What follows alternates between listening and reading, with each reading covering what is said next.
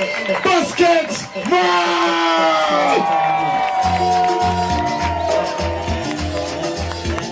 Hey, thank you. How you guys doing? First of all, a round of applause for the comedians. They did very well. Especially the last guy, the guy who killed it. And that's the kind of killing that, after what he did, you see, like, I wonder how the other comedians that didn't do well will be feeling right now. Because trust me, we've all been in that position before, that you come to perform. The truth of the matter is, the jokes, sometimes, comedy is hard. The jokes can be funny to you. At home. When you run through the jokes in your head. When you now come on stage, and friends are the worst people on earth. You tell them the joke to see if it's going to work, and they laugh. And they know it's not funny, but they let you go. Because they want you to be on their level, because they've not done anything with their life. So do not try your materials with your friends. Try it with your enemies. That's how you know if the joke is good or not. Now, I don't want to crack jokes, because I'm just supposed to say hi, but I will say some things that I've noticed since I came in. When we were coming into the hotel, when Salvador took me into the hotel, Sheraton, I'm just saying that for the girls. Room 805. And when we were going in, they made us park the car, and you come down from your car and go through a metal detector, then go back and enter your car. And I asked Salvador why. He said security purposes, security reasons, which is good, but it can happen here. You do not park your car. And Salvador left his engine running and came down. Salvador, don't ever try that thing in Nigeria. You park car, leave engine running. It's the car that will run, but somebody else driving it. You don't do that. In Nigeria, they want to park the car. When they say, I should go through metal detector. Okay, no problem. Off the car, come down, lock it. And when they are walking, they'll still be looking at the car. You've locked it. What are you looking at it for? I'll go through the metal detector, and come, and they'll be looking to see if anybody is inside.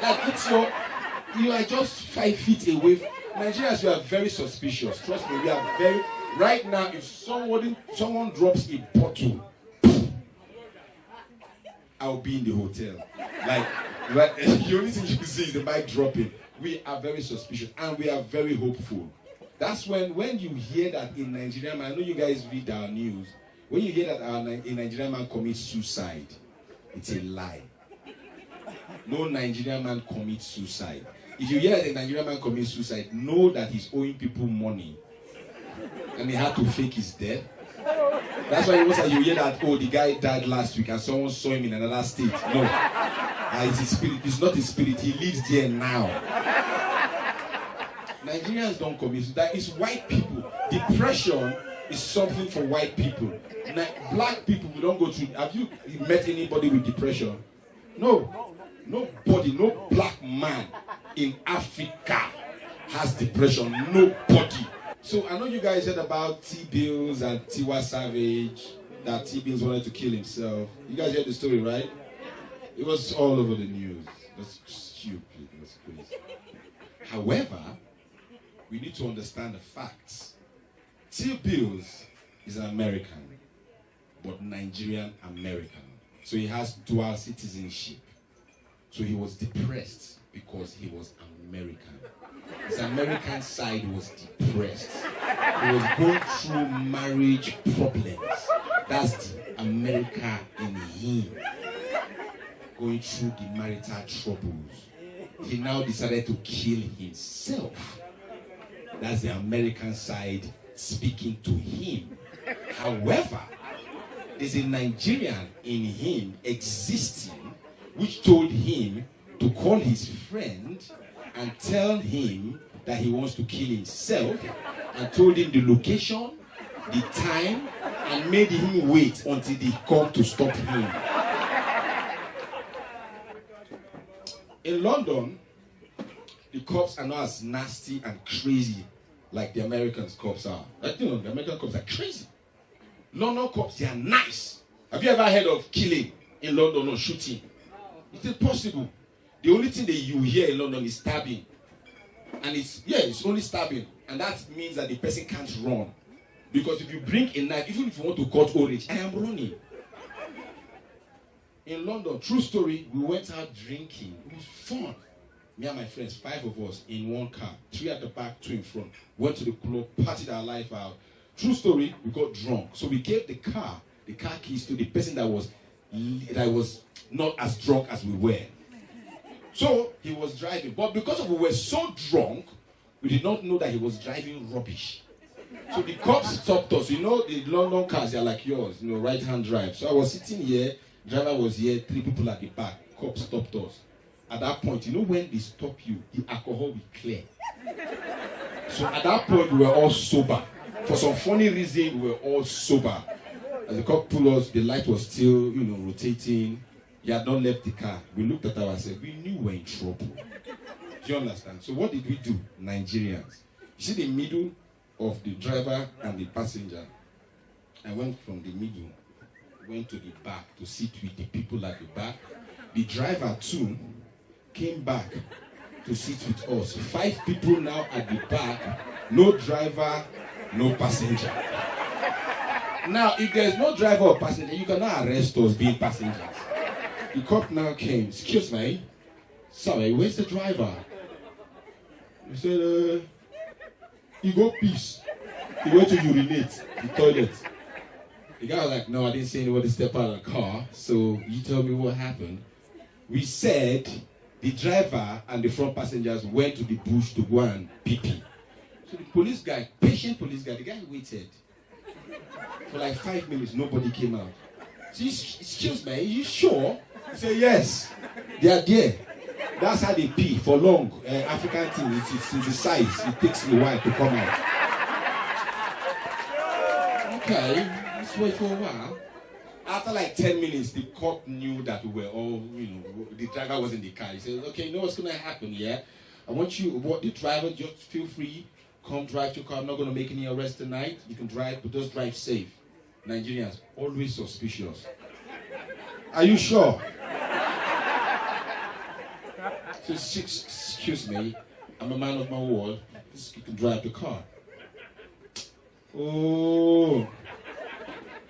Can you sign on a piece of paper to prove that? We are too suspicious. I don't know how gay is in Uganda. Is it very as ours? You guys don't tolerate it here? You guys hate it? Okay, don't say you hate it. It's these guys are humans, right? I know, but calm down. Now, this thing, calm down. You see this person right now, you can't do this in America. Americans, the day they announced that thing, I was in New York. Come and see them holding hands. They were happy. Okay, guys. And I was so, because I'm from Nigeria, I'm African. We don't. In Nigeria, it's 16 years in prison. 14 years, sorry. If you're a gay guy, if you catch you being homosexual, 14 years, which is a stupid law. If you ask me, you don't send a gay guy to prison as punishment.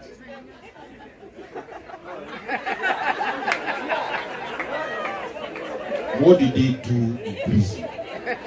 That's like if you just say, you're sentenced to 14 years. Oh my God, are you serious? Where's my roommate? Oh my God. You don't do that. However, I went for a party. Party was filled up with men. I did not know. No woman in sight. And they were all dancing with themselves. I finished performing. They were paying me in Naira. They were paying me 2 million Naira. So they gave me 1.5, remaining 500,000. So I had to wait. So it was in Abuja, we were dancing. And the guy that paid me came, hey, yo, Basketmouth, you did a great job today. We love you. Come on, let's party. I said, no, I just need my balance so I can go back to my hotel. And the guy like, no, let's party. Don't worry, it's late. It was like past midnight. No, I can't give you that kind of money. It's cash. You can't be driving in Abuja this time of the night. You're going to get robbed. And I thought about it. Okay, I'm going to get robbed. You can sleep in my room, okay? You can sleep in my room. For some reason, it didn't click. I didn't, put it into my thoughts and process it. So I was like, okay, I've never stayed in that hotel before. The hotel was beautiful, 5-star hotel. I was like, okay, I can stay. So I started dancing with the guy. You won't know anything. You're just dancing. They were dancing, touching themselves. I was like, okay, maybe they are drunk. You know, then the guy took me to his room, brought out my money was there, and she got undressed. Then me too, I can't sleep in what I was wearing, so I took off my shirt, my pants, I was wearing just boxer shorts and a vest. So I lay in bed, I was laying on the right side of the bed, so the guy was on the left side. So we started talking, talked about my career, we talked about his job. So I was tired. This was like 2, 3 a.m. I was like, you know what, I need to sleep now. His name was Matthew. Like, Matthew, I need to sleep right now. And like, okay, it's fine, you know, so you can sleep. Good night. Yeah, great job. I said, thank you. So I started sleeping, you know, I just started drifting away. Then, at some point, I noticed someone's hand on me. Like, you know, it was just moving. And trust me, every man here, if you find yourself in that position, trust me, and I can tell you for a fact, the woman in you will come out. Every man has a woman in him. There's no man that will tell me that there's no woman, small stain of womanhood in you. So the guy started touching me, and I started asking women questions.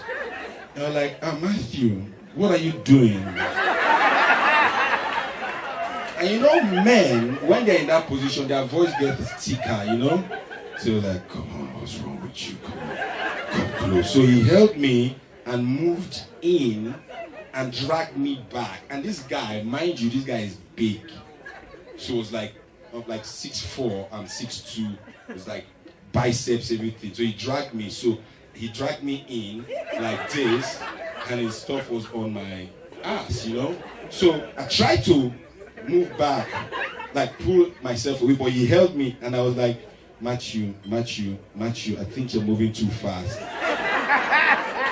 I said, come on, what's wrong with you? Come on. When I came in and I felt the thing like in between the crack of my ass. And at that point, I knew if this guy was going to physically molest me, he will. So he just came out. I was like, Matthew, I'm on my period. I did not know why I said that, but it was the only thing I could defend myself with, you know. And he was like, at that point, he left me, and that was when the last woman in me came out. I was now in my vest, boxer shorts, and I started picking my clothes from the floor. You know when a woman follows you to a hotel, the way when they are upset, and like, Matthew, you know, I came to this room, I did not expect you to just do this thing and you just... Where's my money? Where's my money? I want to go. The same line. No, trust me, if you find yourself in that position, the woman in you will come out. Nobody, all you guys are funny. And trust me, all those, you are saying you hate those guys. Those guys are strong. Don't fuck around with those guys. Those guys, they'll do all those things. No, stop. No, that's the way they talk. Stop it. No, don't do that. Come on. I saw one gay guy and a normal straight guy fight. I swear down. The gay guy beat the hell out of the straight guy. And the transition from being gay to being man to being gay. Like gay guys, they become men and go back to being gay in a split second. I'm telling you, the guy was like, stop it, don't talk to me like that, okay? Don't talk to me. Look, Bobo, you better stop what you're doing. Because I don't like what are you? Stop it. Thank you very much. God bless you. Good night.